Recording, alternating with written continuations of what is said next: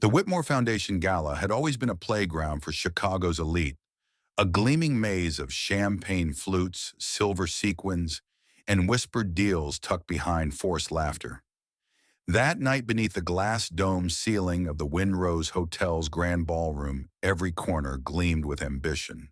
Politicians, CEOs, and legacy families mingled beneath chandeliers that sparkled like constellations fallen to earth. The orchestra played predictably, just enough Debussy to keep donors feeling cultured, just enough modern flair to seem relevant. Daniel Whitmore stood near the back of the ballroom, bourbon in hand, enduring a painfully hollow conversation about blockchain logistics with a senator's son and the CFO of a luxury railroad firm. He nodded when expected, smiled just enough, but his eyes were distant, his heart anchored elsewhere. At 37, Daniel had learned how to wear charm like armor. His inherited empire demanded nothing less. Yet that night it all felt heavier than usual. Then everything changed.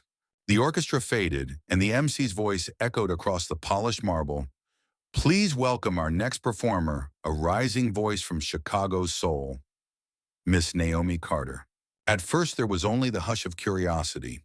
The crowd turned half-heartedly toward the stage, expecting yet another pleasant, forgettable interlude. But when Naomi stepped into the spotlight, time itself paused. She wore a deep emerald gown that kissed her skin like water. Her curls, full and unapologetic, framed a face that held both softness and strength.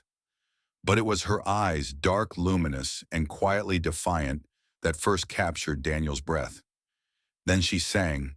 The first note was a low, trembling hum that rose like a prayer and bloomed into something vast. It was a jazz classic at last. But Naomi breathed new life into every syllable, bending emotion and melody into something raw, personal, and intimate. Every word spilled from her lips as if it had been lived, ached for, longed for, lost, and found again. The room fell into stunned silence. Even the waitstaff froze mid-stride. Champagne flutes hovered untouched. Conversations dropped like marionettes with severed strings. All eyes, Daniel's especially, were locked on the woman on stage whose voice felt like velvet wrapped around broken glass. Beautiful, wounded, whole. Daniel didn't realize he'd taken a step forward until his glass was empty and forgotten, left behind on a linen-draped table. He pushed through the room, shouldering aside cufflinks and couture, drawn by a force he couldn't name. When he reached the edge of the stage, Naomi glanced in his direction only for a second, but it undid him.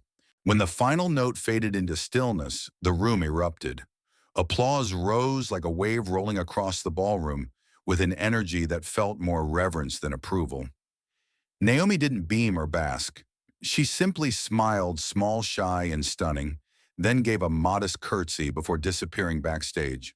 Daniel didn't hesitate. He moved with purpose, cutting through a hallway lined with towering floral arrangements and velvet ropes, until he found her leaning against a wall, breathless eyes closed, one hand over her chest, as if holding her heart in place. Hey, he said gently, the way someone approaches a sacred thing. Naomi's eyes opened, and for the first time in years, Daniel felt completely seen. She looked him up and down, expensive suit, polished shoes, the confidence of someone born into power. But there was no awe in her expression, just measured curiosity and a flicker of guarded distance. Let me guess, she said, her voice rasped slightly from the song. You're someone important who wants to talk business. Or flirt. Daniel chuckled, surprised by his own honesty. Neither. I just wanted to tell you. That was the most honest sound I've heard in a room full of liars. A corner of her mouth lifted. That's supposed to impress me. Not really, he said, suddenly self-conscious.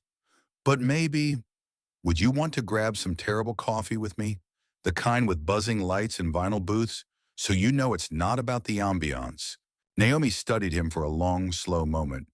Then there's a place like that 3 blocks away. They make terrible pie, too. Even better, Daniel smiled.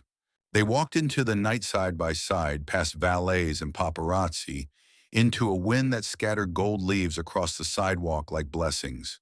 The diner was exactly what she promised, linoleum floors, coffee that tasted like burnt pennies, and a slice of apple pie that was against all odds transcendent. For hours they talked about music, about growing up in Bronzeville, about tech and silence and family legacies and how it felt to be born into expectations you never asked for. Daniel learned she'd written her first song at age 12, played in subway stations, and once cried in a studio bathroom when a label exec told her she was too niche.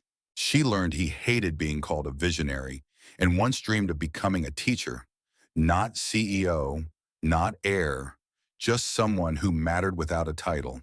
When they stepped outside near dawn, Chicago glowed under lavender skies. Naomi turned toward him. This was unexpected. Daniel nodded, but maybe exactly what I needed.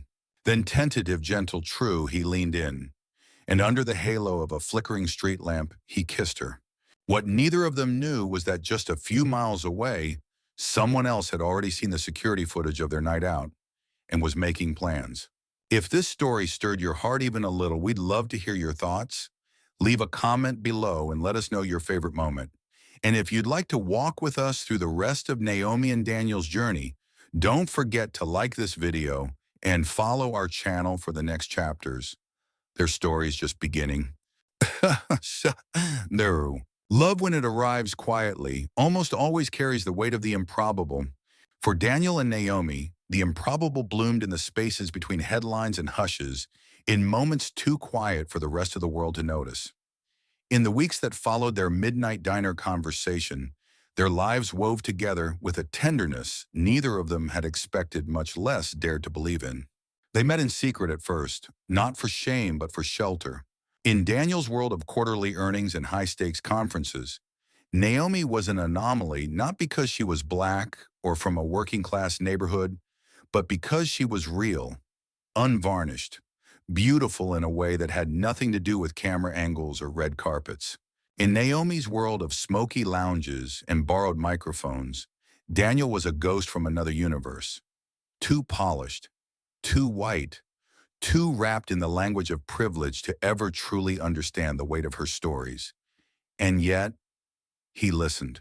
That was what disarmed her. Daniel didn't interrupt her when she spoke about singing on subways in the dead of winter, or the rejection letters that arrived like clockwork every Tuesday. He didn't flinch when she talked about her late father, who worked as a city sanitation driver for 37 years and died with hands that still smelled of steel and smoke. Instead, he offered his silence like an open door, and when he did speak, he spoke not from pity, but from resonance. He too knew what it was like to live in a gilded cage, the loneliness of wealth, the performance of perfection, the emptiness that money couldn't silence. Their love grew in the soil of shared wounds. Naomi began sneaking Daniel into her world's small jazz clubs, tucked between taco joints and pawn shops. Churches where choirs swelled so loud the pews vibrated with praise. Daniel began bringing her to corners of his world, where wealth didn't scream like the children's literacy nonprofit he quietly funded, or the neighborhood garden he helped build on the south side under an alias. On rainy Tuesday, they sat on the floor of Naomi's tiny apartment, surrounded by stacks of vinyl and empty takeout containers. Her head was resting on his chest, one bare foot tracing lazy circles on the rug. "You know this can't last," she murmured. Daniel stiffened slightly. "Why not?" "Because I've seen your mother on the cover of Forbes. She's the type who calls family meetings like CEOs call war councils." Daniel let out a soft laugh, but there was sadness in it. "Margaret Whitmore is complicated. She's an empire in heels," Naomi said, "and she'll hate me on sight." He ran a hand through her hair. "Then she can look away." Naomi tilted her head up to study his face. "You think this is just about race?" "No," he replied gently. "It's about class, control, legacy. I could have brought home the Queen of England, and if she didn't serve the Whitmore brand, my mother would have found a way to dismantle her." "But I'm not the Queen of England," Naomi said, smiling, though her eyes carried centuries of knowing.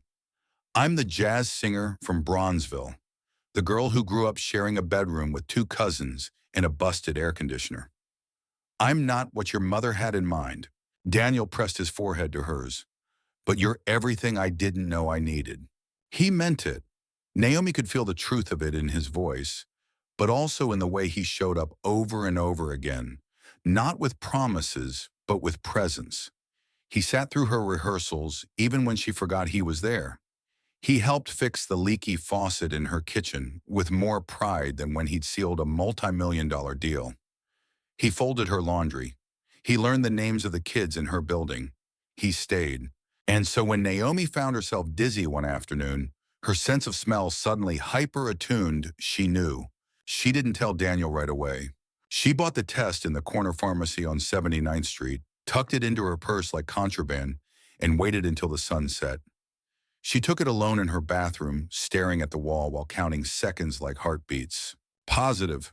She sat on the closed toilet lid, knees pulled to her chest, the plastic stick trembling in her hand. Then she laughed. A small, stunned sound. Not because she was afraid, but because some part of her, the deepest buried part, felt hope. When she told Daniel a week later, he didn't speak for a long moment. Then slowly he knelt in front of her, took her hands in his and rested his forehead on her belly. 2 heartbeats, she whispered. The doctor says it's twins. He looked up at her with tears in his eyes. Then I'll love twice as hard. They moved in together a month later into a converted loft on the edge of Wicker Park, a space filled with sun and music and secondhand furniture, Naomi lovingly curated from street markets and consignment shops. Daniel filled one corner with plants. Naomi turned the other into a studio with a baby grand piano that Daniel surprised her with on her birthday. The press didn't know yet, neither did Margaret Whitmore. They lived inside a golden bubble months that felt like years, a pocket of grace in a world bracing to shatter it. Naomi's belly grew. Daniel made late-night cocoa runs. They sang to the babies. They planned names. They dreamed of futures. But futures, as it turned out, were fragile. And across the city in a corner office draped in glass and steel, Margaret Whitmore had just received a manila envelope. Inside were photographs, Daniel holding Naomi's hand, kissing her in front of their loft, carrying sonogram prints. She stared at them in silence for several long minutes. Then, without a word, she picked up her phone. Claire, she said to her daughter on the other end of the line, we have a situation, and we need to end it before it ends us. It began with silence, elegant, calculated silence, the kind that carried danger not in words but in the absence of them. Margaret Whitmore wasn't the sort of woman who screamed or even raised her voice. She didn't need to. Her legacy was written in towers and trust funds, in the spine-stiffening presence she brought into every room. When she saw the photos of her only son cradling the belly of a woman she deemed unacceptable, she didn't react with rage. She reacted with strategy.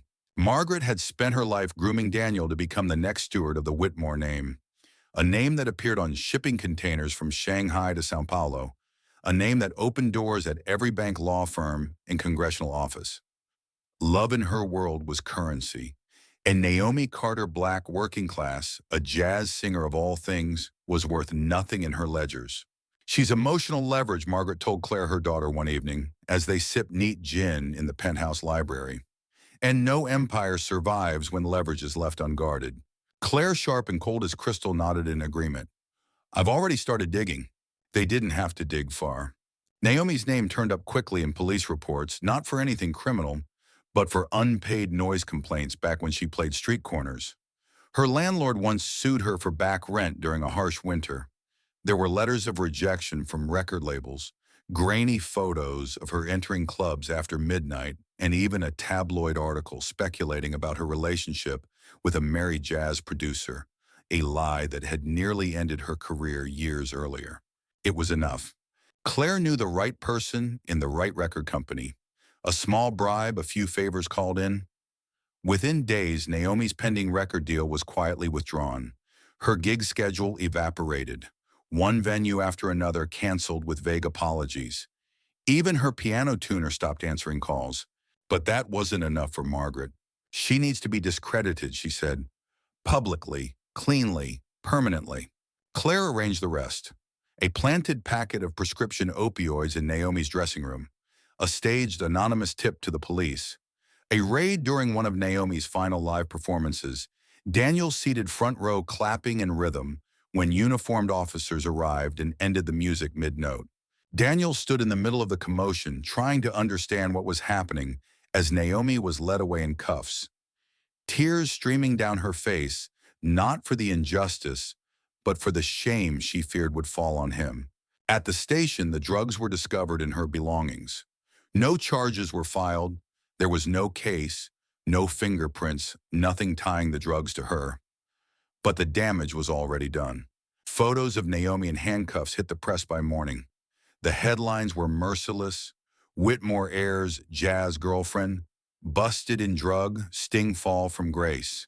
Singer Naomi Carter scandal rocks. Chicago double trouble pregnant. Performer caught in controversy. Daniel tried to reach her. Her phone was disconnected. When he went to the loft, she was gone.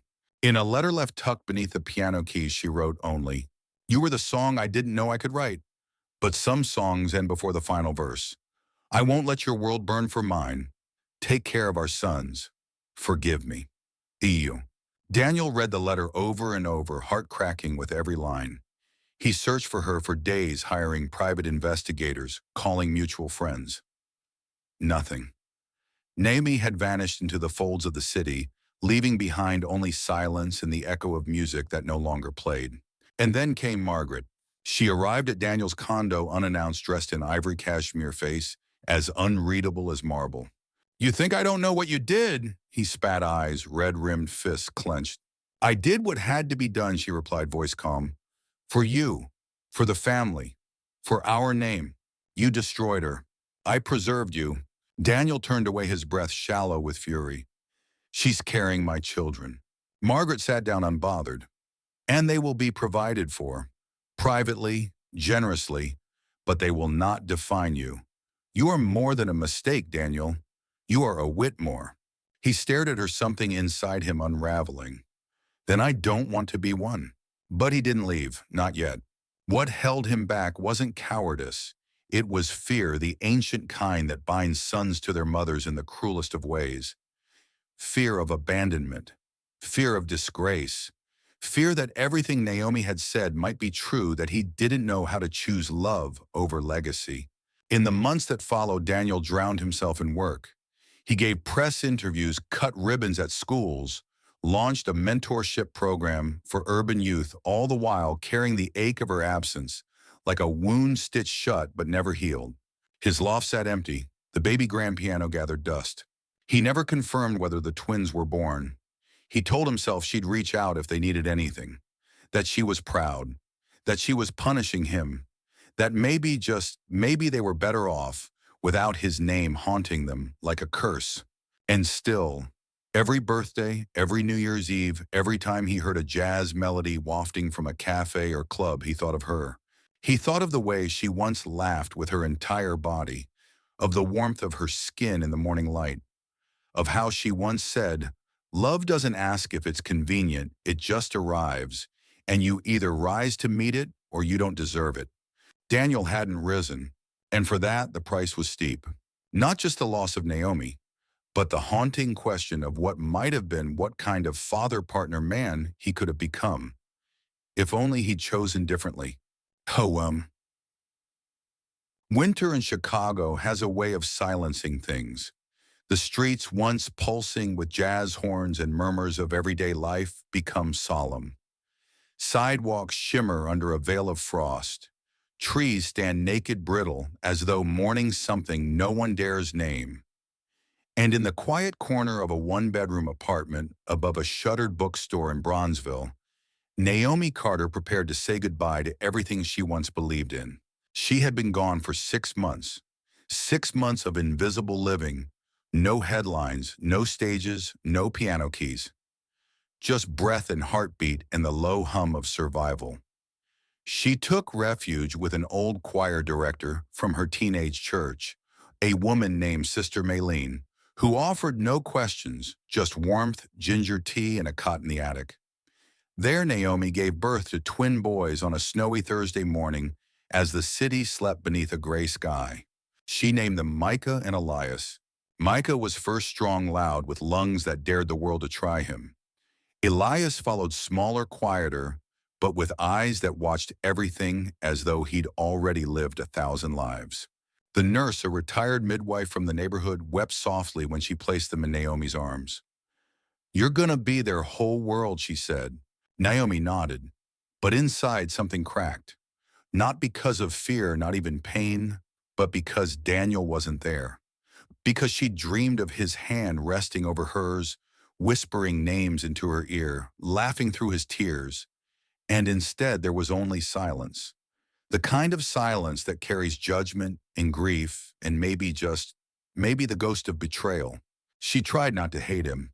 Some nights wrapped in a threadbare blanket holding Elias close to her chest, as Micah snored softly in the bassinet, she would repeat to herself, he tried. He was scared. They broke him before I ever had a chance to hold all of him. But even the most graceful forgiveness can't erase the wound of abandonment. And when the landlord began tapping on her door for rent, she couldn't pay when she pawned her only pair of performance heels for formula. When Elias started coughing and wouldn't stop, Naomi could no longer pretend her heartbreak was just poetic. It was survival. She took odd jobs, cleaning churches, singing lullabies at children's hospitals for a few bills under the table. Her hands, once soft from gliding across piano keys, grew calloused from scrubbing floors. She wrote music in her head while riding buses at dawn, but never dared sing them aloud. The world had closed in and she moved quietly beneath it, a ghost in her own city. One day she walked past a magazine stand and froze. There on the cover of a glossy business journal was Daniel, smiling, dressed in midnight blue. Daniel Whitmore, Resilience, Reinvention, and the Future of Tech Philanthropy. She stared at the image for a long time. He looked older, wearier behind the eyes, but still composed, still curated. That night, she didn't sleep. Instead, she took out a small notebook she kept hidden under a floorboard and began writing a letter. No address, no postage, just words she needed to release even if the wind would be the only one to carry them. Daniel, they're beautiful. You would have wept if you'd seen them being born. Micah has your jawline. Elias has your hands. They ask me no questions now, but one day they will, and I will have to tell them a version of the truth I can live with. I didn't leave to punish you. I left to protect myself and them because your silence was louder than your promises, and because I knew that to stay would mean choosing you over myself again. And I couldn't afford that anymore. Not when I was about to become someone's mother. I hope you're well. I hope you sleep at night. I hope you forget the shape of my voice if that helps you breathe easier. But I will never forget what it felt like to love you, even if that love never found its way back in. She never mailed it. She tucked it between the pages of a worn copy of Their Eyes Were Watching God, then slid it back beneath the floorboard. Some truths she decided were meant to be written but never shared. Years passed. Micah grew into a whirlwind, brave, impulsive, fiercely protective of his brother. Elias was quieter, often sick, but wise in ways that made Naomi wonder if he had arrived carrying the memory of pain from a life before this one. They were different, yet inseparable, like rhythm and melody. Naomi, for her part, built a quiet, steady life around them. Her world became school lunches, clinic visits, late-night lullabies sung with a cracked voice. She taught them jazz scales with spoons and pots, told bedtime stories that turned into moral ballads, and kept the name Whitmore buried deep in the silence between her own ribs. She never spoke of their father, not because she hated him, but because she couldn't find a version of him that didn't end in frost. And yet, every year on the boy's birthday, Naomi found herself lighting a single candle in the dark, long after they'd gone to bed, whispering words to a man who no longer belonged to her. She told herself it was just ritual, habit, echo, but deep down, part of her still remembered the man who knelt and wept at her stomach, promising to love them twice as hard. And though the world had turned since cold and cruel and full of costs, part of her still hoped that one day he'd remember too. Softly one, Suritu. The smallest triumphs often go unnoticed by the world. A clean bill of health after a month of uncertainty, a paid electric bill with $27 left to spare, a quiet evening where no one coughed, cried, or collapsed. For Naomi, these were victories. Her stage had changed, no longer lit by golden spotlights, but by the soft flicker of a secondhand lamp she found at a church thrift shop. Instead of velvet gowns and string quartets, She now wore cotton tees with formula stains, and her soundtrack was the laughter or the coughing of her sons. It wasn't glamorous, but it was real, and she held on to it with both hands. Micah thrived quickly, always ahead of milestones, always climbing and testing and dreaming. He'd become the kind of boy who picked dandelions for his mother and dared older boys to chase him through alleyways. Elias, on the other hand, was tender from the start, slower to crawl slower, to stand, and then by age 5, slow to recover from the fevers that came without warning. Naomi sensed something before the doctors named it. A mother always does. At first, the hospital visits were scattered odd bruises on Elias's arms, swollen glands, chronic fatigue. Then came the blood work, and then came the word leukemia. Naomi sat in a plastic chair beside her son's hospital bed, hands trembling over her lap, while a keen-eyed pediatric oncologist explained treatment timelines and survival rates as though reading a grocery list. She didn't cry, not then. Instead, she nodded, asked how much it would cost, then went to the hallway and slid down the wall until her forehead met her knees. Outside, snow was falling again. That night, she sang Elias to sleep, an old Billie Holiday tune, in a cracked, low whisper. When his breathing steadied, she pressed a kiss to his brow and made a promise without speaking it aloud. Whatever it takes, baby, I'll find a way. The next morning, she began pawning what little she had. The microphone she'd once used to audition for Atlantic Records. Gone. Her late father's trumpet engraved with his initials. Gone. The piano, her piano, the one Daniel had gifted her before it all unraveled, was the last to go. She ran her fingers across its keys one final time, then watched 2 strangers carry it down the stairs like a coffin. It wasn't enough, not even close. And so she began to sing again, not for applause, but for survival. She called in every favor she had left. She reached out to club owners who hadn't blacklisted her. Some ignored her. A few still believed in her. Slowly, the gigs returned, not in elegant lounges, but in dive bars where tips were stuffed into jars beside flickering tea lights.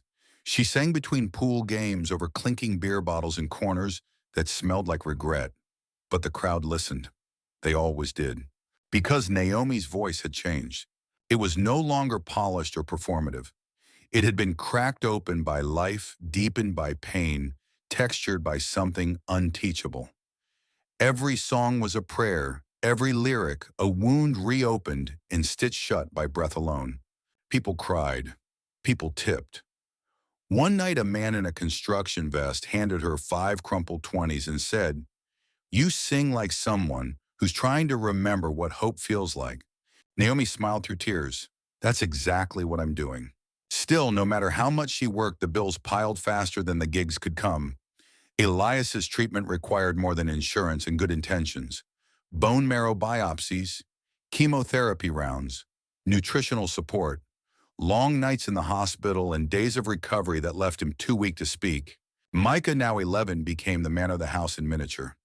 He walked his brother to school, cooked breakfast, without being asked, watched over Elias like a hawk, and asked nothing in return except for one thing over and over again. "Mom, who's our dad?"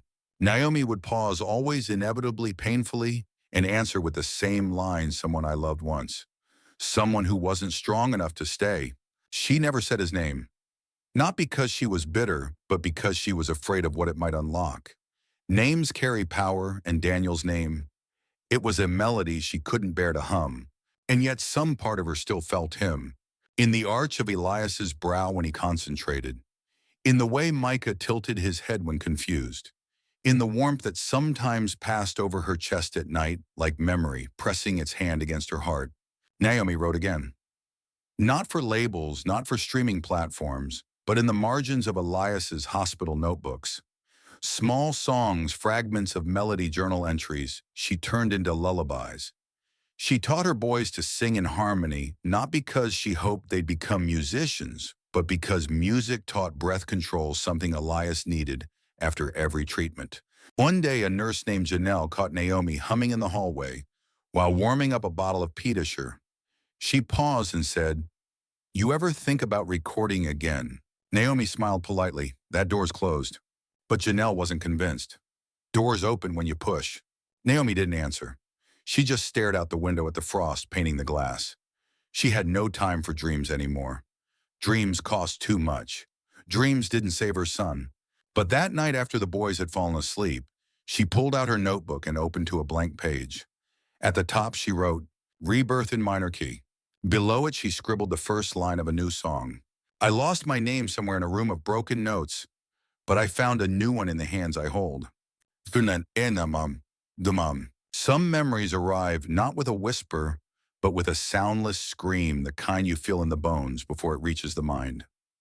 For Naomi, it came on a Thursday morning, folded in gold-trimmed cardstock, tucked inside a thick white envelope sealed with a crest she hadn't seen in years. The envelope had been left on her front steps, no return address, no courier in sight. Just the familiar curve of the Whitmore family crest, a lion flanked by laurel leaves, as cold and proud as the family it represented. She stood there, fingers trembling slightly, the morning breeze brushing her nightgown, as she stared at the invitation that had no business finding its way to her door. Her name was written in perfect black calligraphy, Miss Naomi Carter. Inside the card was weighty, the paper expensive enough to smell faintly of ink and wealth. The message was brief, impersonal, deliberate. The Whitmore Foundation cordially invites you to the 50th Anniversary Gala, honoring legacy, resilience, and community impact. Saturday, 7 p.m., the Windrose Grand Ballroom. Daniel Whitmore, chairman of the board, will be in attendance. No sender, no note, no explanation. But Naomi didn't need one. The invitation wasn't a gesture of goodwill. It was a message, a reminder, a blade dipped in charm. She sat on the edge of her couch for a long time, card in her lap, watching the boys through the window as they kicked a worn soccer ball across the small backyard. Elias had grown stronger in the past 2 months, still frail in the mornings, but smiling more, asking fewer questions about the pain. Micah was still his guardian shadow, never too far, always alert. Naomi ran her thumb over the edge of the invitation and whispered, "Why now?" Was it guilt? A trap?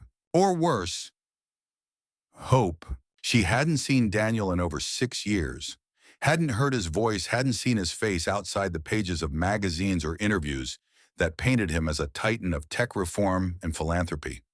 To the world, he was brilliance in a tailored suit.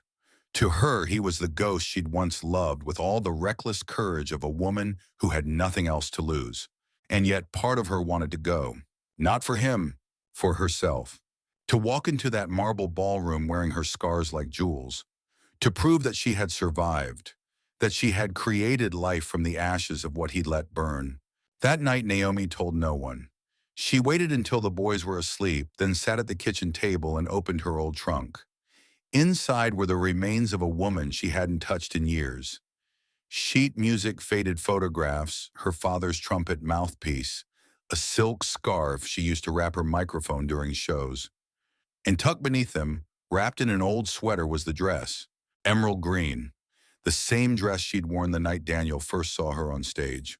She held it against her body in the mirror. It still fit, but it didn't feel like armor anymore. It felt like a reminder of something buried, something unfinished. The gala was 3 days away. She spent the time in quiet anticipation, unsure if she was preparing for a reckoning, a return, or merely a reminder of how far she'd come. She worked her usual shifts, sat beside Elias during his chemo sessions, humming lullabies to distract him from the nausea, tied Micah's sneakers, cooked soup, paid bills, smiled through the ache. And when Saturday came, she waited until after dinner, when the boys were too tired to notice her slipping out. She wore the green dress again, hair pinned up, makeup, subtle heart steady. She took a bus downtown, then walked the last 2 blocks to the Windrose. The Grand Hotel stood like a monument to another world, marble columns, golden doors, chandeliers that glowed like captured galaxies. The moment she stepped inside, the sound hit her strings, tuning, crystal clinking laughter, too polished to be real. She held her breath and stepped into the ballroom. Everything had changed, and yet nothing had. There were the same white tablecloths, the same floral centerpieces, the same whispered deals exchanged between flutes of champagne. Naomi walked through it like a phantom drawing stare, soft gasps, a few too curious murmurs. No one approached her. Not yet. but they knew who she was. Of course they did. She was the scandal that never got closure. And then she saw him. Daniel, at the far end of the room in a black velvet jacket, taller than she remembered, but somehow smaller too, like someone who had spent years polishing the surface while the center quietly cracked. He was talking to someone, smiling slightly, but the moment his eyes found hers, everything around them fell away. For a second, neither of them moved. Then he stepped toward her, slow, deliberate, unsure. "Naomi," he said, voice husky with memory. She tilted her head, smiled faintly. "Daniel." His eyes scanned her face, not hungrily, but reverently, like a man seeing a portrait he once painted, but lost in a fire. "You came," he said. She looked down at the invitation in her hand. "Apparently I was cordially invited." He gave a soft, bitter chuckle. "That wasn't from me. My mother still curates guest lists." "Of course," Naomi said, gaze steady. "I didn't know until yesterday that you'd been sent one. And yet, here we are."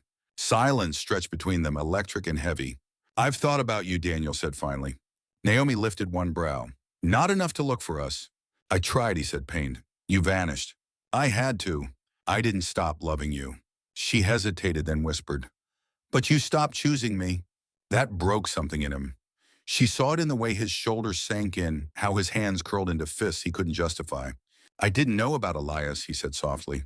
She froze. The name hadn't left her lips in front of him in years. "You didn't?" She started, voice caught. "No," he said. "I knew you were pregnant, with twins, but I thought they were both healthy." "I didn't know." Naomi's voice shook. "He has leukemia." Daniel inhaled like someone hit with a gust of wind. "He's 6.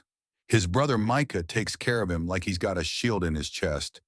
And I," she paused, composed herself, "I've kept them safe, alone." He reached for her hand, but she stepped back. "Don't," she said gently. "Not yet." Daniel nodded, tears shining in his eyes. "Let me see them." Naomi looked at him long and hard. "This isn't a fairy tale, Daniel. You don't just show up at the gala and get the girl and the sons and the redemption arc." "I know," he whispered, "but I want to earn a page, even if it takes years." She looked away, blinking back the ache. The music swelled behind them. Somewhere a violin wept in harmony with a piano. Naomi turned, ready to leave her emerald dress, catching the light like a wound that glittered. But before she stepped out, she glanced over her shoulder and said quietly, "They both like jazz, especially Billie Holiday." Then she walked into the night. Chicago's winter didn't loosen easily. Even as spring crept back across the lake with its cautious light and thawing sidewalks, Naomi still felt a chill that no weather could lift. It had nothing to do with frost or wind. It lived inside her, settled deep in the space between her ribs, where love and memory had once collided like a match-striking stone. After the gala, she returned home to find Elias asleep, tucked into Micah's side, their breathing perfectly in sync. She sat beside their bed for a long time, watching them brushing a curl away from Elias's brow. He looked stronger lately, but she knew better than to trust appearances. Illness was a tide, it came in waves, and it always circled back. Daniel's words at the gala haunted her. "Let me see them. I want to earn a page." She had built 6 years of silence around her sons like a fortress, convinced that any trace of him would unravel the fragile peace she'd forged. And yet something had shifted. Seeing him again didn't reopen old wounds. It lit something long buried, long ignored. Not the love they had lost, but the fire beneath it. The song that had never stopped playing beneath her quiet, aching life. That week, Naomi did something she hadn't done in years. She sang. Not in hospital halls, not to distract Elias from his IV, not in smoky bars for cash, but for herself. She pulled out her battered notebook, turned to the song she had started months ago, Rebirth in minor key, and began to finish it. It poured from her like breath, like memory, breaking into light. The melody was raw, stripped of polish, aching with history. It told of loving someone who could not stay, of raising joy and pain in equal measure, of choosing softness after being left in the cold, of 2 boys who gave her reason to wake, of a voice she had nearly forgotten. She played it on a borrowed keyboard in the back room of the community center, where she now volunteered, sneaking in late at night after the janitor had locked the front doors. No one heard her. Not at first. But music finds its own way. One night after a particularly powerful session, she turned to find someone in the doorway. A young woman, 20-something afro puff, pulled back with a headscarf camera slung around her neck. "I didn't mean to spy," she said, stepping forward. "I was here filming for the after-school program. I heard your voice, and God, ma'am, you sound like you swallowed the blues whole and made it holy." Naomi laughed, startled. "That's quite a compliment. I'm Jada. I shoot short docs. Stories people forget to tell." Jada didn't ask for permission that night. She just asked questions, gentle, curious, patient. Naomi answered a few, then played the song again, and Jada recorded it on her phone, silent the entire time. 3 days later, the clip was online. Naomi hadn't known Jada posted it until she walked into the corner store and saw her own face playing on the little screen behind the cashier. Her voice stripped and soul-rich, bleeding through a grainy video titled, "The Voice Chicago Forgot, But She Never Forgot Us." By that night, it had 90,000 views. By the next morning, 2 million. Messages poured in. Promoters, journalists, former fans who thought she'd disappeared or died, musicians she hadn't spoken to in years, a scout from NPR's Tiny Desk, even a letter from a new Black-owned record label that had heard her story and wanted to help her record an EP. But the message that froze her was the one she didn't expect. It came not through her inbox, but in a knock at her door. She opened it slowly, heart tight. Daniel. He stood there holding a small bouquet of violets and wild hyacinths, modest, thoughtful, imperfect. "I didn't know what you liked," he said, "but they reminded me of you. Quiet, bright, tough." Naomi stepped aside and let him in.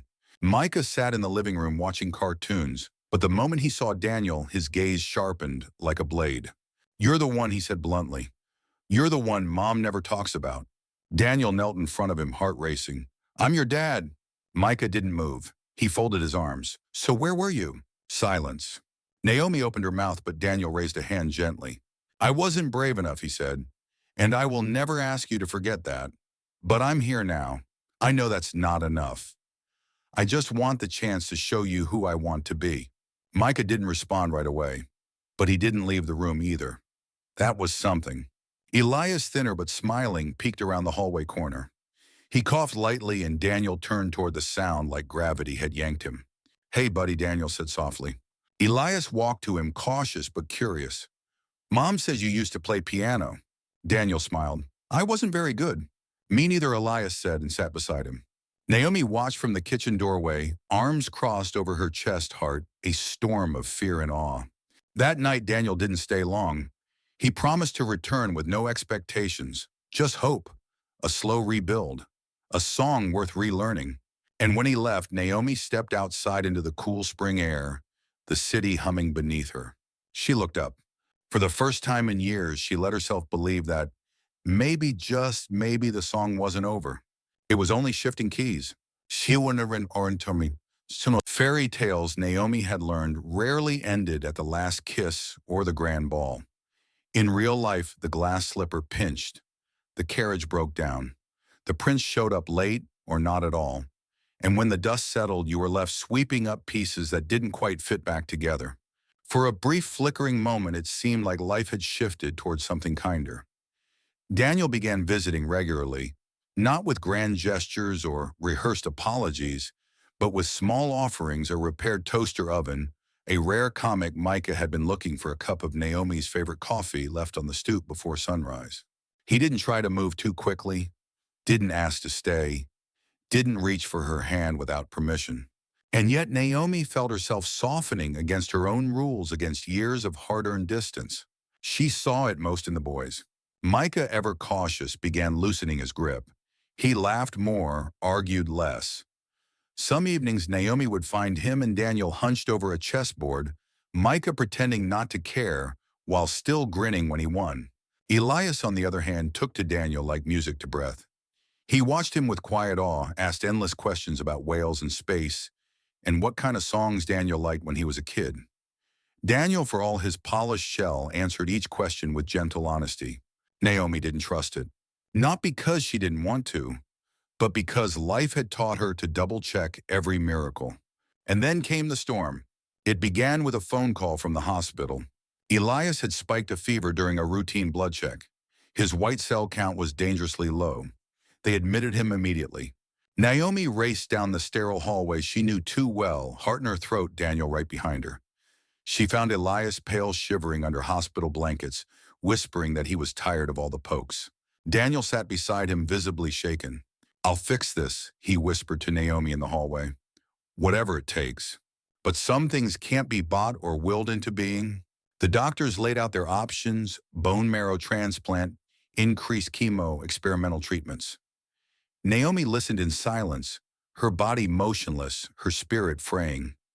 She had walked this path alone before, but now Daniel stood beside her, and somehow that made it worse.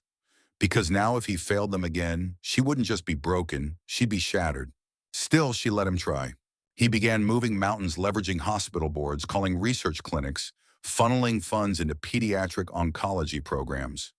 Within days, Elias was eligible for an advanced therapy trial, something Naomi could never have accessed on her own. But everything comes with a cost. One morning while Elias slept and Daniel was out making calls, Naomi stepped outside for air.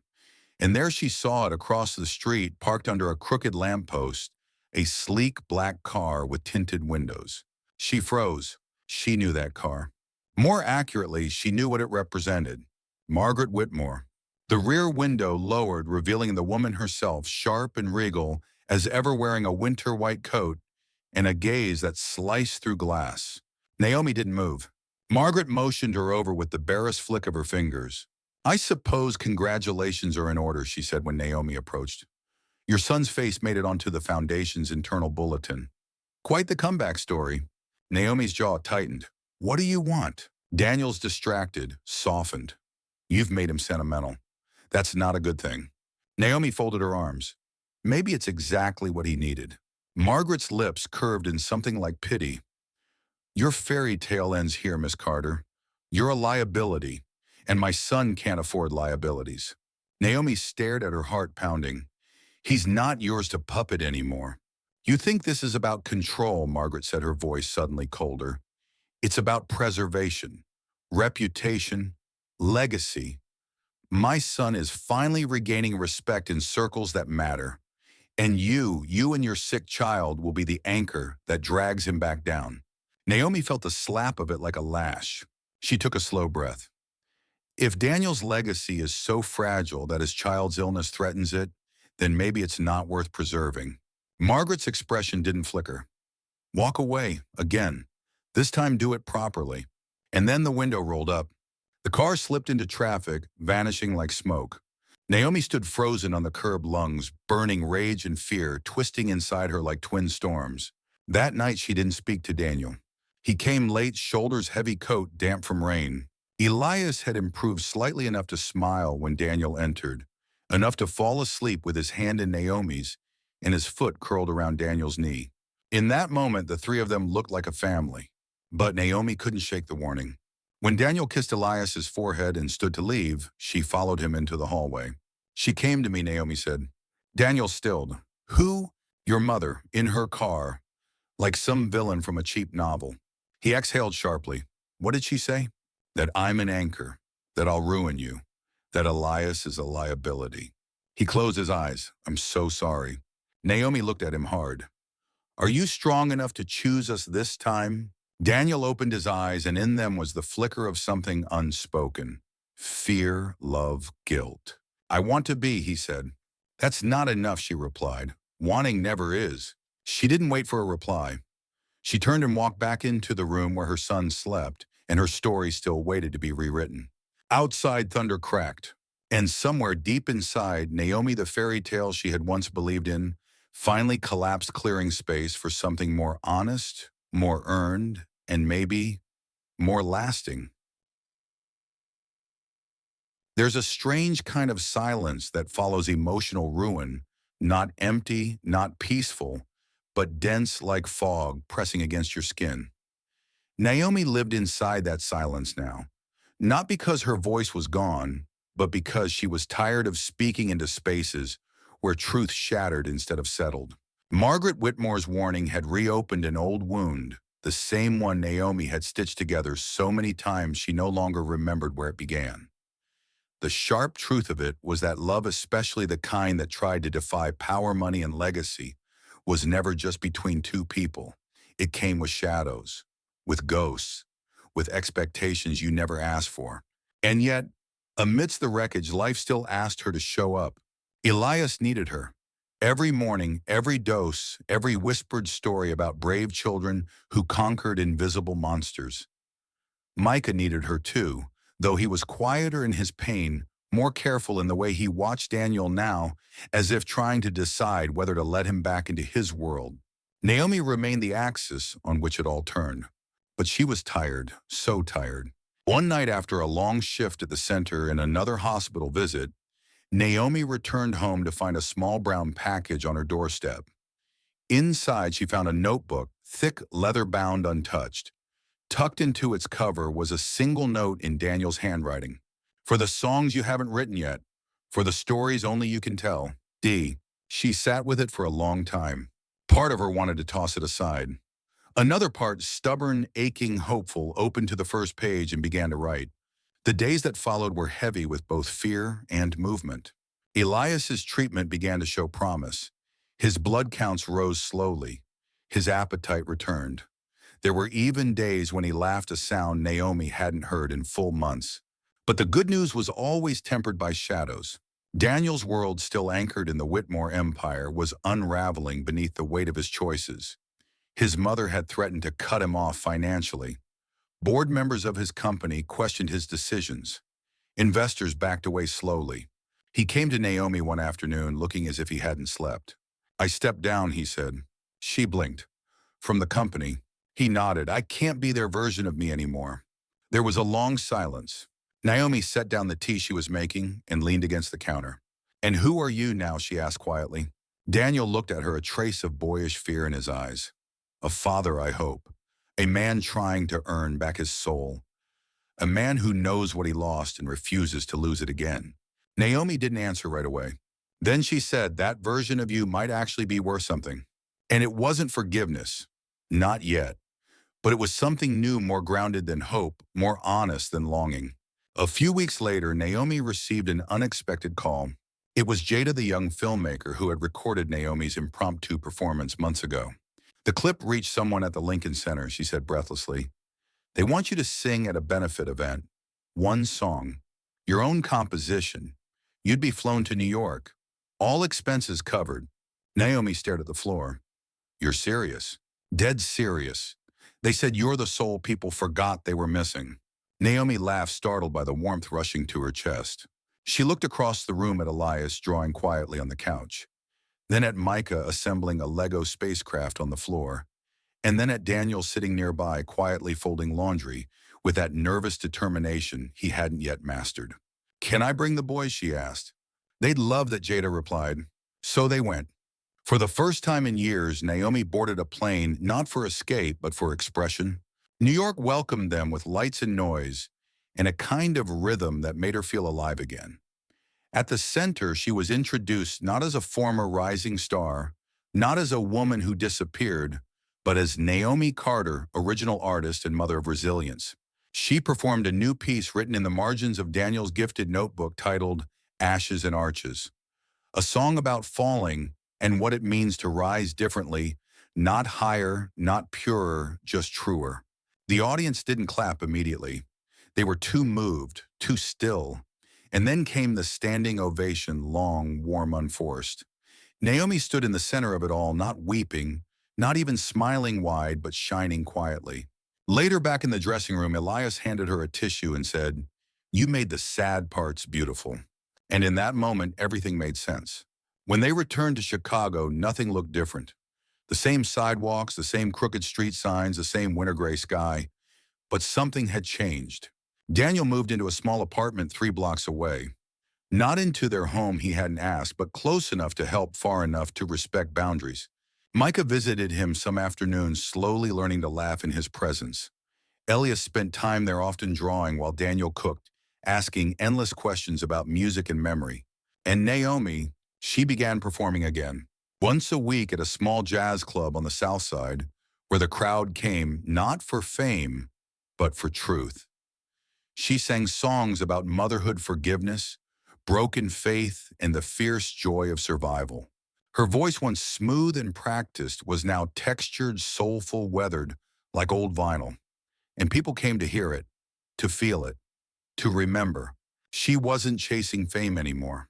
She was reclaiming her name. And from the ruins of a life once cracked by betrayal, she had built something stronger than fairy tales. She had built resurrection. There are stories that rise slowly like sunlight over water. Others, like Naomi's, rise from the wreckage, scarred and flaming winged with ash, yet undeniably alive. She had not set out to become a phoenix, but life had a way of burning down everything that was safe until all that remained was what was true. It had been 3 months since the performance at Lincoln Center, and the waves it created still rippled through Naomi's life. The video of her singing Ashes and Arches had gone viral, drawing in not fame, but connection. Messages poured in from single mothers, cancer survivors, women who had once stood where she stood in heartbreak and survival in song. She read them late at night when the boys were asleep and the world was quiet. Some made her cry, others made her laugh. One letter from a woman in Detroit simply said, "I didn't think anyone could sing how I feel. You did. And now I remember I'm not broken, I'm burning clean." But not all flames brought warmth. One Tuesday morning, Naomi received a letter postmarked from a law firm, Whitmore and Strand. Her hands trembled as she opened it, expecting the worst, a threat, a lawsuit, a legal wall Margaret might throw up between Daniel and the boys. But the contents were surprising. Inside was a single document, Daniel's official renunciation of his inheritance. He had walked away fully legally from the trust fund, the board seat, the empire. He had written a personal note at the bottom in his neat, slightly slanted hand. "I won't let blood money touch the lives we're building. If we have to start from scratch, I'd rather start it with you. On our terms." Naomi folded the letter carefully, her heart both heavy and light. It was a choice, an irreversible one, and it terrified her. That night, she found Daniel waiting outside the club where she had just performed, standing in the drizzle with his hands in his coat pockets, looking less like a businessman and more like the man she remembered from the studio years ago, the one who played piano badly and loved her in full color. "You didn't have to do that," she said, slipping beside him under the awning. "I did," he replied simply. "That world, it never saw you. It never deserved you." "And what now?" she asked. He looked at her with eyes raw and unguarded. "Now we figure out how to live without pretense." She hesitated. "Are you strong enough for that?" He smiled, but it wasn't smug. It was quiet, humble. "Not alone, but maybe with you." The rain picked up, but they didn't move. They stood side by side, not kissing, not clinging, just breathing in the moment where ruin met rebirth. In the weeks that followed, their lives began to braid together, not perfectly, not without knots, but intentionally. Daniel started teaching music part-time at the community center. He brought a worn-down keyboard, sat in a circle with children who'd never touched an instrument before, and taught them how to play Lean on Me with just 3 fingers. They loved him for it. So did Naomi. She resumed her performances not at stadiums or theaters, but in places where the stories mattered more than the stage. She taught voice classes to teenage girls, most of them from neighborhoods where dreams had expiration dates. And she taught them not how to be famous, but how to be honest.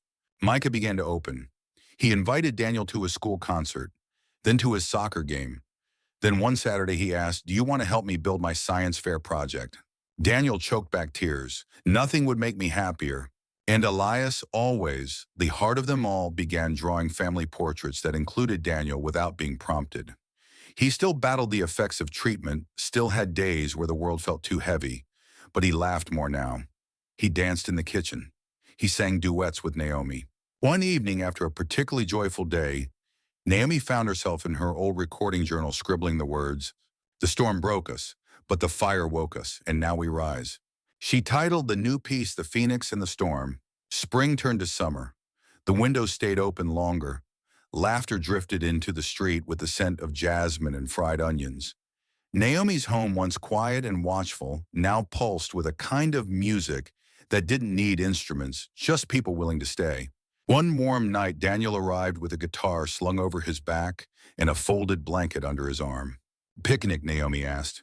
"No," he grinned. "Just the porch, the stars, and you." They sat for hours playing old songs, making up new ones, letting the world fall away. And when Naomi rested her head on Daniel's shoulder, she whispered, "I'm still scared." He kissed her forehead. "Me too. But we're not walking into the unknown alone anymore." She nodded. Because love, she had learned, wasn't the absence of fear, it was the choice to keep singing anyway. Some children are born with wonder in their eyes, others with fire. Micah Whitmore, though he never liked using that last name, was born with both. But it was the fire that people often overlooked. Quiet boys tend to be underestimated, especially ones who carry the weight of two worlds on their narrow shoulders. At 12, Micah had already mastered the art of watching. He noticed what others missed when his mother's hands trembled ever so slightly after a long day, when Elias forced a smile to hide his pain, when Daniel stood outside the door for a second too long before knocking as if still unsure he belonged. And now he was noticing something else, something that burned deeper than confusion: injustice. It started with whispers at school. Kids who had seen Naomi's performance online began calling her the singer mom. For most, it was admiration. But for a few, the ones raised on quiet prejudice, it became fuel for cruelty. "Your mom used to sing in clubs, right?" one boy asked. "I heard she disappeared because she was with some rich guy who dumped her." Another smirked. "She's just famous because your brother's sick." Micah didn't respond. He never did, not with words. But he came home that day, jaw-clenched fingers curled tight around the straps of his backpack, and said, "I want to write something." Naomi paused while stirring a pot of soup. "Like a poem." "Like a speech," he said, "for the school's Truth and Legacy contest."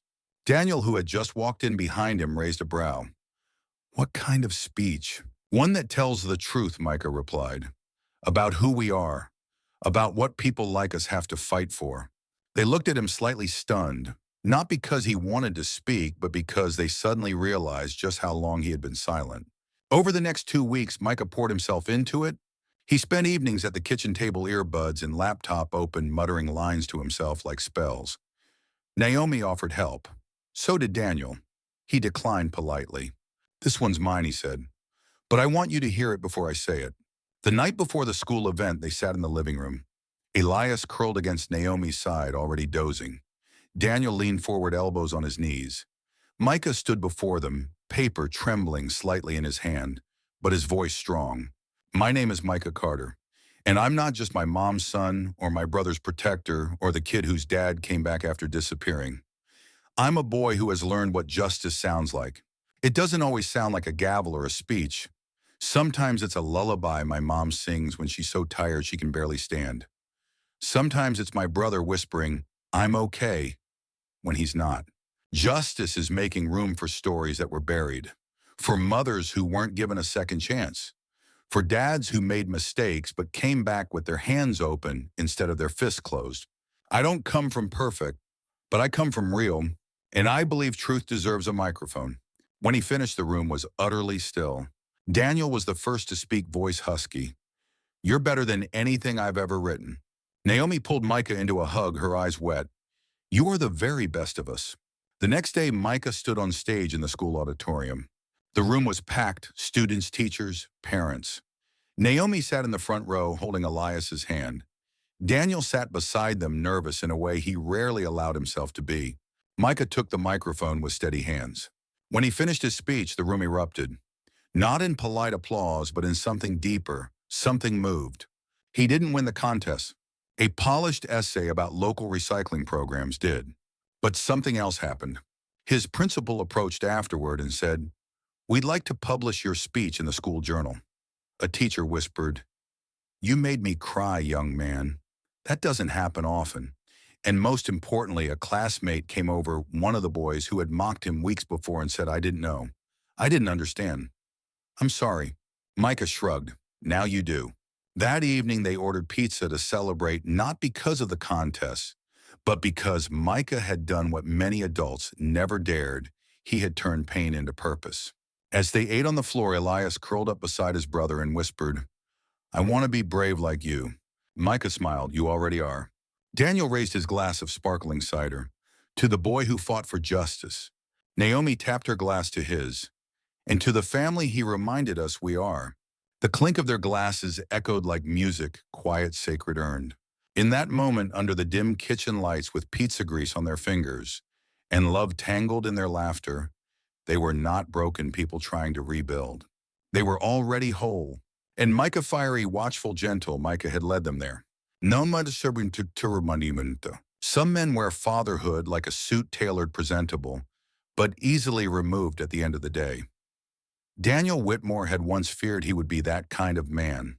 He had spent years pretending not to miss what he didn't yet have the courage to hold his sons as past Naomi. But courage isn't born in grand gestures.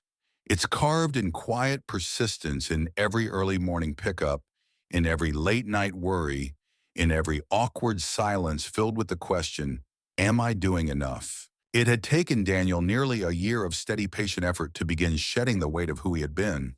Gone was the tailored armor of Whitmore Enterprises. He no longer entered rooms to impress, but to belong.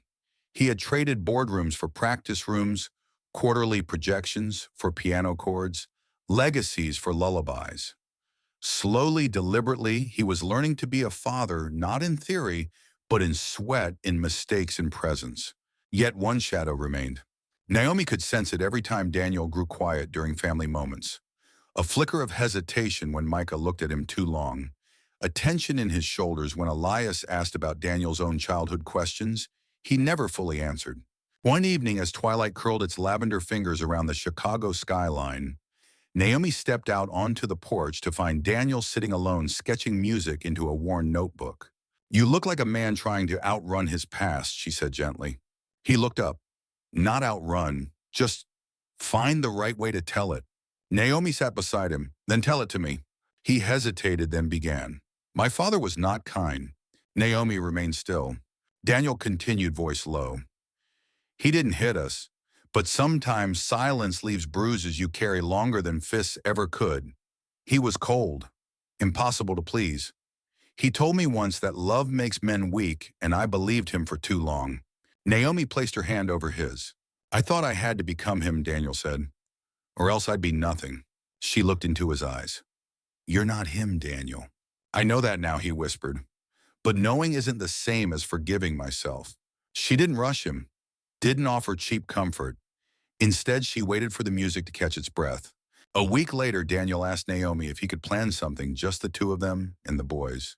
She agreed, curious and a little apprehensive. He drove them an hour outside the city, through winding back roads and rows of budding trees. Finally, he pulled up to a small, modest music retreat, nestled near the edge of a lake. The place was peaceful, surrounded by wildflowers and the gentle hum of early spring insects. I used to come here when I was a teen, Daniel said. It was the only place I could breathe. I thought maybe we could fill it with better memories. The boys were enchanted. Elias ran toward the water arms wide.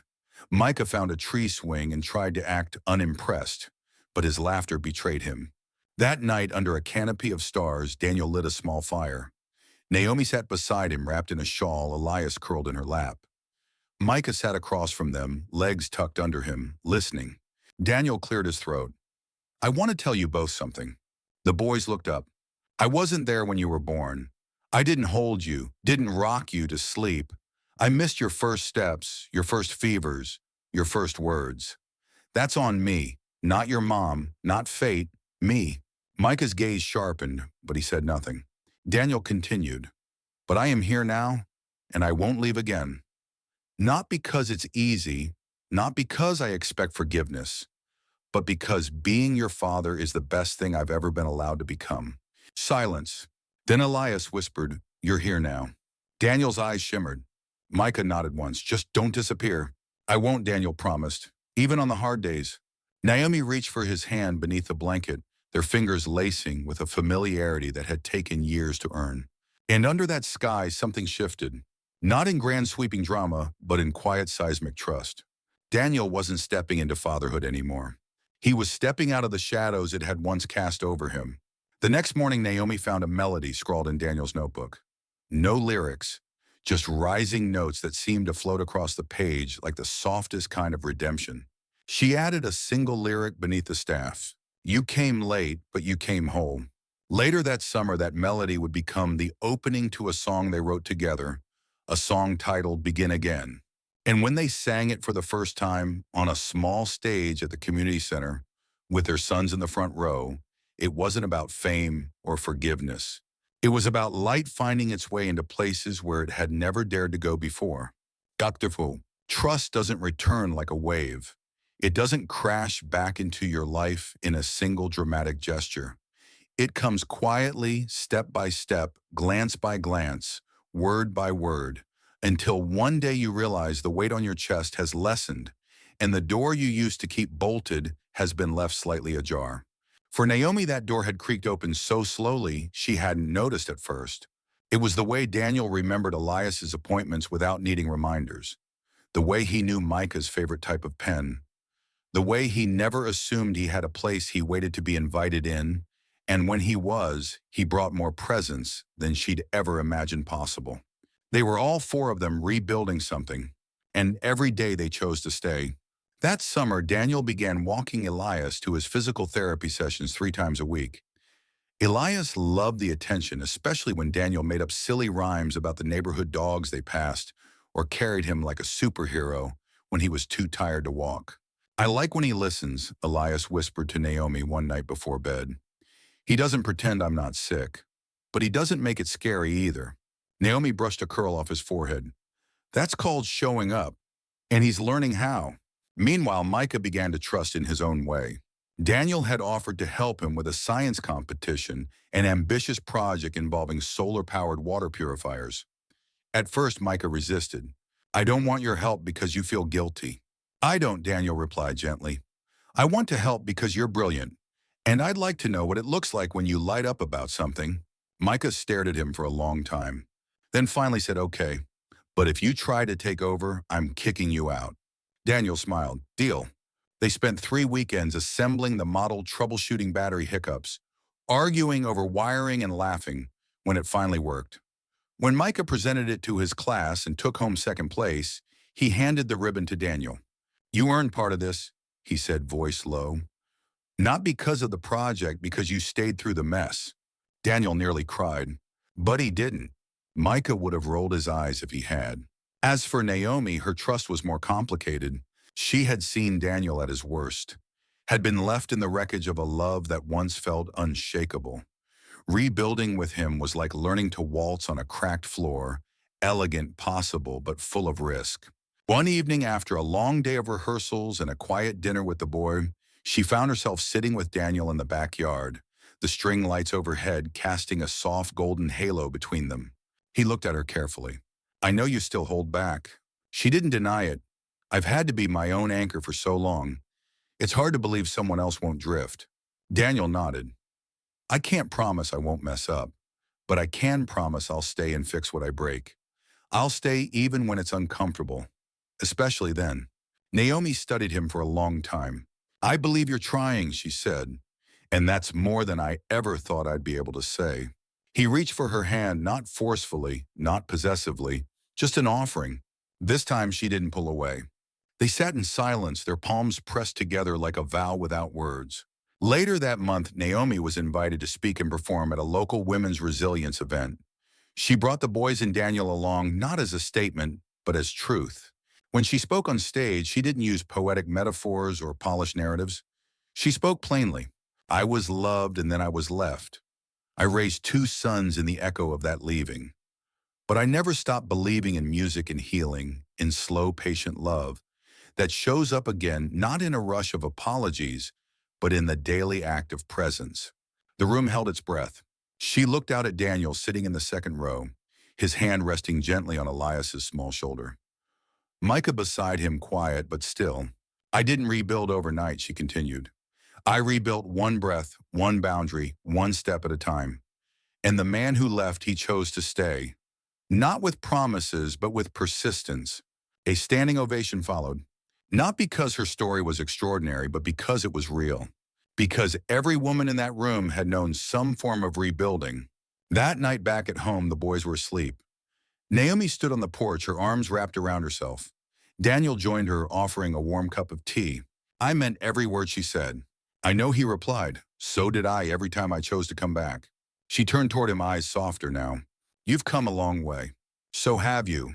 She hesitated, then whispered, I trust you now. It wasn't a declaration. It wasn't romantic. It was deeper. It was a woman reclaiming her ability to believe again. Daniel exhaled like he'd been holding his breath for years. I won't waste it, he said. And Naomi smiled, because for the first time in a very long time, she didn't feel like she was walking alone. She was walking beside someone who had earned his place inch by inch, day by day. Sabrina Nasurius, Surigo. Naomi had never been one to keep diaries. Words had always found her through melody, not margins, through chords, not journals. But something had shifted in her, not just in her relationship with Daniel or even with the boys. Something internal, a quiet unfolding. So she began writing notes. Not for anyone else, not for publication or performance, just for herself. Scraps of honesty she left tucked between coffee mugs and coat pockets. A sentence scribbled on a napkin, a lyric hummed and forgotten, a line of poetry that landed like a whisper and stayed like breath. She called them notes from a healing heart. Each one captured the invisible. Today I didn't flinch when someone said, forever. Micah smiled with both eyes today. It felt like sunrise. Daniel offered to cook dinner. The food was terrible. I didn't care. Elias fell asleep humming my song. I cried silently next to him. They weren't dramatic. They were real, and they became her map. That spring, Naomi was invited to lead a songwriting retreat for women in recovery, survivors of loss abuse addiction. She hesitated at first. I'm not sure I'm far enough into healing to guide anyone, she told Daniel. He looked at her unwavering. Maybe that's exactly why they'll trust you. She accepted. The retreat was held in a converted barn outside Madison. 12 women gathered, each with stories etched into their bones. Naomi didn't come with lectures. She came with her notebook, her truth, and a willingness to listen. The first morning she opened with a single phrase. We don't write to impress. We write to remember who we are. By the third day, the room pulsed with a strange and sacred energy, like women remembering how to breathe through their own voices. Naomi watched as they penned verses about motherhood, betrayal, survival, and laughter. They wept. They sang. They forgave themselves. One evening after the last session, Naomi sat alone at the piano playing fragments of melodies she hadn't dared touch in years. Behind her, someone whispered, "Is that your new one?" She turned to see Lily, a young mother from Detroit, cradling her journal. I don't know, Naomi said honestly. It's just coming out.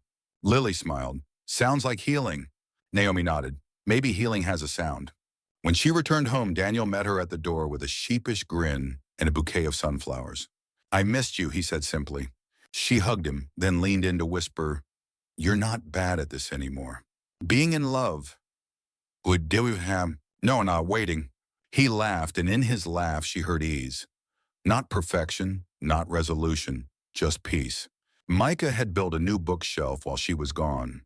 Elias had drawn a massive chalk mural on the sidewalk titled Our Family Garden. In it, he had drawn 4 people under a tree with deep roots and music notes falling from the branches like petals. Naomi stared at it for a long time. Why the notes, she asked. Because we grow in music, Elias said, and it makes everything softer. She kissed the top of his head. You're going to change the world. He shrugged, just starting with ours. That evening, Naomi took out her notebook, the one Daniel had gifted her many months before, and began a new entry. The ache is still there sometimes, but it's quieter now. Like a distant echo, I don't need to answer anymore. Daniel made tea without being asked. He remembered the honey. Micah rolled his eyes at a joke, but then he smiled. I caught it. Elias danced in his socks until he fell over laughing. This is not the life I thought I'd have, but it's mine, and I wouldn't trade it. Later, she found Daniel in the kitchen folding laundry while humming off key. Do you want to go away with me, she asked. He paused. Where? Does it matter? He grinned. Only if it includes you. She took his hand, then packed light. We're not escaping, we're celebrating. And it was true. For the first time in years, Naomi wasn't running from a storm or hiding from a memory. She was simply living, loving, and letting her heart once bruised and guarded sing again. Every love story has its anthem, not always in words, not always in music, but in moments stitched together by courage, forgiveness, and the kind of presence that doesn't announce itself, but simply stays. For Naomi and Daniel, their song wasn't written in a studio or performed under spotlights.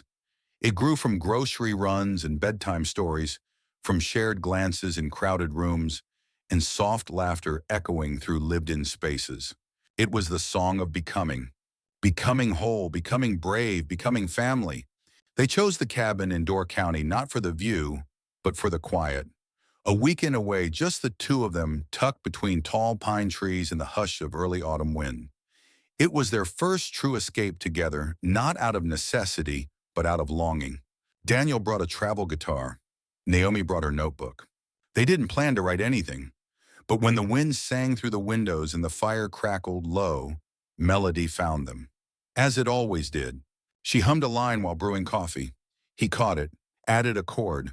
By the second night, it had become a conversation of piano voice, silence, breath. They sat side by side on a creaky wooden bench. Naomi's fingers dancing across keys, Daniel's voice low, and raw weaving lyrics that felt more like prayers than poetry. We broke. We bled. We burned what we were fed. But through the ash, you called me home, and I came back not just to atone, but to belong. Naomi closed her eyes as she sang it. The words tasted like wind and memory, like ink and truth. When she opened them, Daniel was watching her, not in awe, but in certainty. You've always been the song, he whispered. She leaned into him. And you were the silence that taught me to listen. They didn't finish the song that night. They let it breathe, because some endings aren't meant to close. They're meant to keep blooming. Back in Chicago, their life resumed. Elias returned to his sketchbooks and story time. Micah began high school with an old soul's confidence. Naomi continued performing once a week at a local venue where the audience no longer saw her as a comeback story, but as a truth teller. Daniel opened a small music workshop, free for teens from underserved neighborhoods. He called it the second verse. On the sign outside was a quote from Micah's old speech, "We don't come from perfect, but we come from real." Naomi wrote that into her notebook too. And one evening, standing under the soft lights of a fundraiser held at the center, she introduced a new song. This one, she said, eyes drifting to Daniel in the crowd, isn't about falling in love. It's about rising into it. The room hushed. We wrote no vows, we spoke in chords. You stayed when I broke, you swept the floors. Not with grand words, not with rings, but with dinners and diapers and broken strings. You sang when I couldn't. You listened when I wouldn't. And somehow we composed a life. The audience didn't move for a moment. Then the applause came rich, slow, grateful. But Naomi didn't need their approval. She looked at her boys in the front row, at Daniel beside them, and she knew. This was the crescendo. This was the harmony. In the weeks that followed, they recorded the song, just the two of them, late at night between yawns and tea and the quiet hum of a home at peace. They titled it, "The Life We Composed." It wasn't about fame, it was about testimony. It was about letting the world know that healing isn't perfect, that sometimes love returns not as fireworks, but as a man washing dishes without being asked, as a boy holding his little brother's hand during chemo, as a woman who once wept through lullabies, now laughing mid-verse because someone dropped a guitar pick into the soup. And when they finally released the song online, they included one sentence. For anyone who thought it was too late to begin again, it resonated beyond what they imagined. Messages flooded in from around the world, couples in counseling, single parents finding their voices again, children of broken homes writing their own second verses. It was a ripple, a quiet revolution. Because love stories like theirs, raw, complicated, forgiving, are the ones that save us. Not with perfection, but with presence, with trying again, and again, and again. As their song played one afternoon on a local radio station, Elias turned to Naomi and said, "Is that us?" She smiled and kissed his forehead. "Yes, baby, that's the sound of us becoming." And it was. Always will be. If this story touched you, let it linger. Let it move you. Like this video, share it with someone who believes in second chances, and follow the channel for more stories that remind us, even from brokenness, we can compose something beautiful. Because the greatest songs aren't written in studios, they're lived. One note, one step, one heart at a time.